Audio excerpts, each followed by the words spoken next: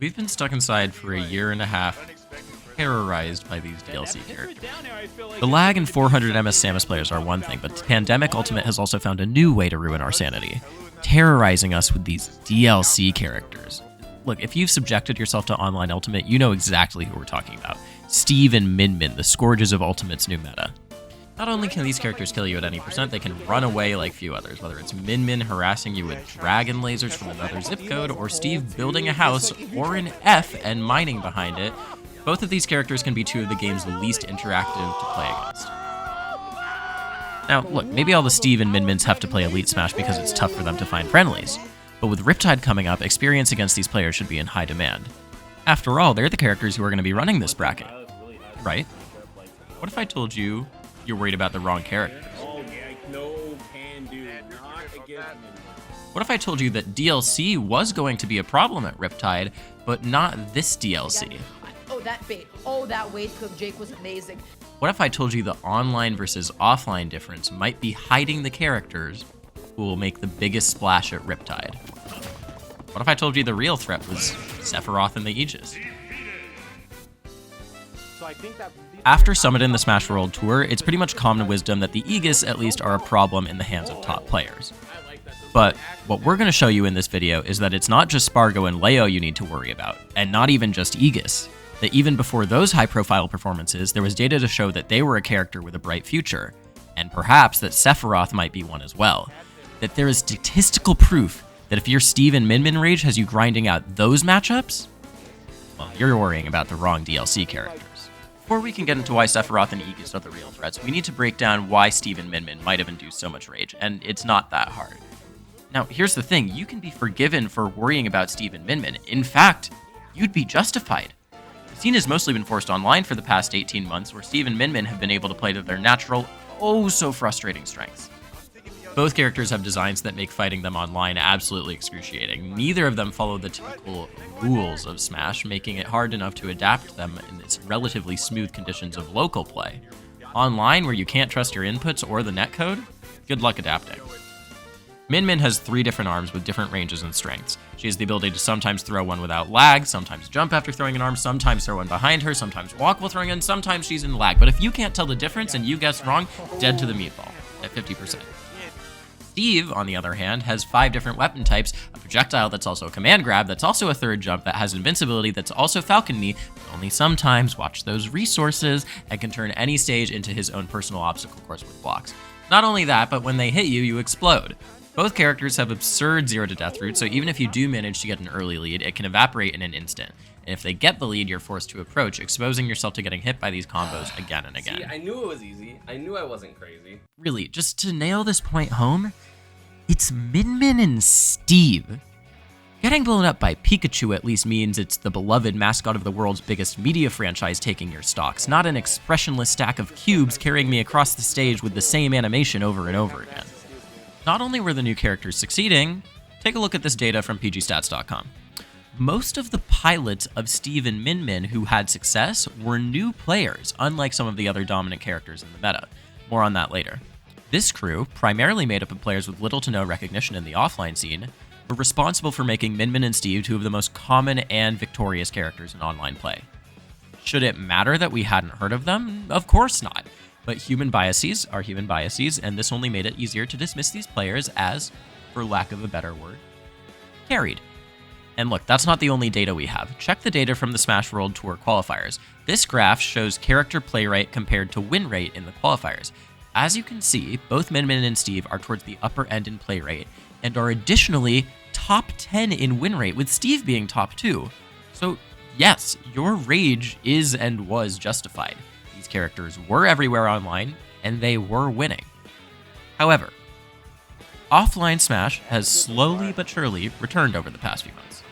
And while Min Min and Steve have picked up some pretty serious wins at major events like Japan's Kagari B4 and Florida's InfinityCon, their other results in the post-COVID era have been decidedly mediocre. For this, we're going to turn to the character rankings compiled by Barnard's Loop and Easy Freezy, who are both PGstats.com contributors, by the way. These rankings give each character points based on their placements, weighted by factors such as event size and the strength of the players present. These rankings, unlike the data we've been looking at so far, also cover offline play, specifically since the return to offline events in 2021. Let's take a look at how the Fighter Pack 2 fits in. There's Kazuya at number 54. He might be a problem soon, but with the most complex moveset in Smash history, it makes sense that he'll take some time to reach his peak. Let's keep going up the list. Wait, what's this? We're just over halfway up the list, and there's our DLC terrors, sitting right there at the underwhelming marks of 39th and 32nd. Instead of palling around with the Palutenas, Snakes, and Robs of the world, Min Min and Steve are sharing places with the likes of Toon Link and Olimar. Okay, so there we have it. They aren't as good offline, right? Well, let's keep going up the list. Notice anyone? Here are the true terrors of DLC Pack 2 since locals have returned. Sephiroth and Aegis have compiled a litany of high-profile results over the past few months. First, there was Ned at InfinityCon, making his way to second out of 512 entrants with Sephiroth, defeating such players like Mudace, Jake, Myron, and Fatality along the way. Only assuming Tweet gets all of them because that's what you see on the... Oh, he got it with that! That's so cool! Since then, we've seen 3 Aegis players make top 6 of the Smash World Tour Central America Regional Finals. But there it is. That's what he needs. One more of those and he should go. Look at that. Mashing it. In the United States, we've seen Cosmos, a top seed at Riptide, plays highly at numerous events, winning a 200-player regional in Kentucky over Skittles, and defeating top MDBA players WaDi and Pink Fresh at the comeback. Oh, well, great smash tech. Pyra now on deck. Now he wants this kill, but Pink Fresh can't make it back. And Cosmos gets a reverse 3-stock to make top 8 here at the comeback. That was wild. If that doesn't convince you, you need to look no further than Summit. Who were the top 2 players at the Summit Last Chance qualifier? Cosmos playing Aegis, and Ned playing Sephiroth. Cosmos won a trip to Summit, and if you haven't watched that yet, let's just say there were a lot of Aegis players there. At this point, we're probably preaching to the choir. Aegis is now widely recognized as a top tier. But we're trying to get at something deeper here. Sure, there are top players representing these sorties at the highest level, but how does that help me when I'm in pools against number 18 on South Dakota's BR or something? Here's the thing. It's not that people weren't playing Aegis and Sephiroth online. They were, and in large numbers. They just weren't doing it particularly well. Both characters were in the top 10 in play rate at the Smash World Tour qualifiers, but the bottom 10 of win rate. That is night and day compared to the Barnard's Loop data, which paints a very different picture, that even with a high play rate, Sephiroth and Aegis are some of the higher performing characters. Now here's the thing, let's go back and look at that list of Fighter Pack 2 players with a greater than 70% win rate, but this time focus in on Sephiroth and Pyra and Mythra. While the Steve and Min Min players might have been unknowns, these players are familiar faces. That's also probably why people aren't as mad about these characters yet. It feels better to lose to someone you know is good. But it does introduce a wrinkle into our thesis. Are these characters just performing relatively well because they have experienced players? The Barnard's Loop data could back that up. It's weights prestigious tournaments higher, so that means the Smash World Tour and Summit could be skewing things in Aegis's favor, right? Yeah, for sure. So, we had Barnard's Loop go back in and sort the data only by regional events, a way of ensuring we're looking at the true local level threats you're going to need to prepare for in your day-to-day Smash life. Take a look. While Steve might be performing a little bit better, Min Min is performing way worse, and Sephiroth and Aegis are still significantly ahead of both of them. When we combine the two datasets, this is what becomes clear. Whether you're talking about top players or your round 3 pools matchup, across a large sample size, Sephiroth and Aegis are the Fighters Pack 2 characters to watch out for. Let's take a moment just to talk about how strange this is. 2 large sets of data, nearly polar opposite results. How do we reconcile that? Well, what's the main difference between them? How about this? Smash World Tour data is from online play, and Barnard's Loop is offline. Okay. Before we start making any broad statements, first of all, it's important to acknowledge that raw win rates don't tell us a whole lot about character strength. Even if everybody agreed on who is top tier and who is bottom tier, there are still plenty of other factors that influence character choices, from playstyle to local meta to aesthetics. The cool factor actually matters a lot. People have shown much more of a willingness to lose with characters that fit certain archetypes than others. Pyra and Mythra were the single most played character in the Smash World Tour online phase, but had really poor results. Why could that be? It seems pretty obvious. Pyra and Mithra are cool anime sword fighters, so people are willing to lose with them because they fit their gameplay fantasy more. Sephiroth is maybe one of the most hyped releases in Smash ever, and, with a similarly poor win rate, was a top 10 most popular pick. These characters' low win rates online combined with their high rankings in Barnard's Loops rankings suggests improvement offline compared to online for Sephiroth and Aegis. That's it in the simplest terms. And Min and Steve are underperforming offline. So we have to say, there is clearly some difference between online and offline play that completely flips the script. The disparity lies in that transition. So what gives? We all know there's obvious differences in playing online versus offline.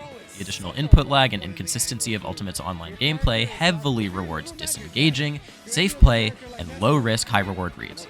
One could extrapolate that premise further and say that online, I don't know, maybe favors the natural playstyles of Steve and Min and their desires to stay away from the fray. We also want to make clear that just because Min and Steve are doing well online doesn't mean that these characters are less complex. After all, it's common to hear players complain about how Aegis sort of plays themselves, and that's with the character being piloted by top talent. Speaking of top talent, a number of top players exited the competitive scene during the Wi-Fi era. Some players continued to play the game online, but rarely or never entered tournaments, and the data we have provided covers tournament play only, not modes like Elite Smash or Battle Arenas. As we already know, Min and Steve seem to attract newer players. Our data from earlier shows that their best representation comes from unknowns, while Aegis and Sephiroth comes from players who in most cases have already established themselves as major ultimate threats.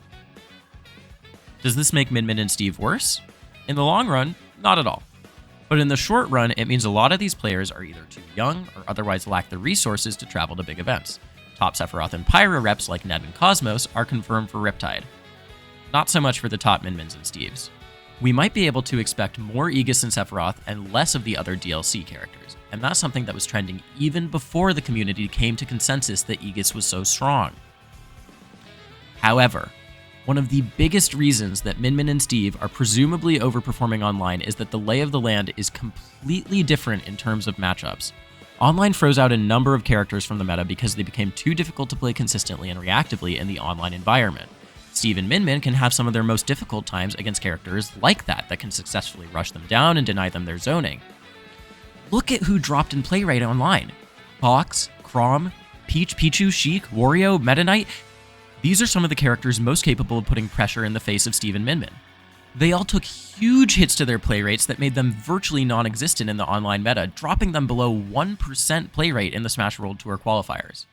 Other fast top tiers like Roy and Lucina also saw their play rates dip. In the uncertain world of online Ultimate, it doesn't pay to be in your opponent's face. It's not that Min and Steve can't succeed offline, but they were built for online. The Aegis and Sephiroth? Not so much. Look, we're not saying you shouldn't practice the Min or Steve matchups if you're getting ready for Riptide, or any other local tournament. But the data's clear. If you focus on them, you're missing the real threats. Offline play has favored Sephiroth and Pyra/Mithra thus far. For those of you who are going to be spectating at home and focusing on watching Top 8, all you really needed to know is that more of the players you're likely to see on Championship Sunday, players like MKLeo, Spargo, Ned, and Cosmos, are playing the Sword DLC over the Weird DLC. And you didn't need that video to tell you this. You could have figured that out just by watching a stream of them playing, or looking at summit results. But Riptide is more than just watching a top 8. It is the common smashers return to offline. It's a chance to test your mettle in the environment that we all crave and haven't had access to for almost 2 years. And what we've learned from looking at these stats is that it's not just the top players you need to worry about. Aegis and Sephiroth have tangible offline results at the mid and local level, while all those previously unheard of Min and Steve players have fallen off. Being at a big national tournament is a venture into the unknown. You don't know who your opponent is going to be, how they'll play, or where their token is going to end up on the CSS. Chances are, that faceless horde might be armed with a lot more Masamune and Aegis blades than pickaxes and necromancies. So when you're sitting in pools, whether it's at the bottom of a water slide or next to your Winners Round 2 match, worrying about your next matchup, take it from us. It might not be the Fortnite Dancing Steve player who should be your biggest concern. Hey guys, thanks so much for watching this PGstats video. I'm Zane, or Pengu, lead writer for the new PGstats YouTube channel. Really hope you enjoyed it. We've got a lot more exciting videos like this on the way, so if you enjoyed this, please leave a comment, like, subscribe, you know, all that good stuff. And if you have ideas for new videos, we're always down to hear them out. We have a really, really robust stats section that we really hope to flex in these videos and get you guys excited about too. So if you think we can build it, let us know, and chances are we can. Thanks so much. We'll see you next time.